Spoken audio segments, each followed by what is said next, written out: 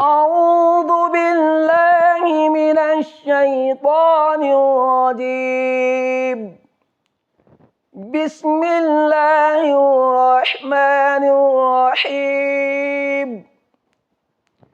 إنا أعطيناك الكوثر فصل لربك وانهر إن شانئك هو الأبتر.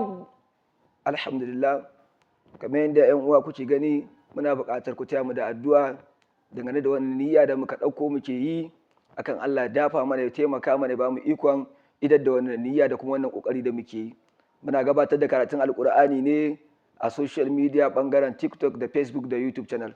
In Allah ya yarda duk mai buƙatar wannan karatu, idan a TikTok ne ka yi magana a DM ko tambaya kake da ita, za mu yi ƙoƙarin baka amsa akan abin da ka tambaya daidai gwargwado inda muke da sani da ko fahimtarsa. Idan kuma a YouTube channel ne za ka yi sacin akan ɗan albarka GGY TV, insha Allah ka yi ma tambaya za mu baka taimako a kai.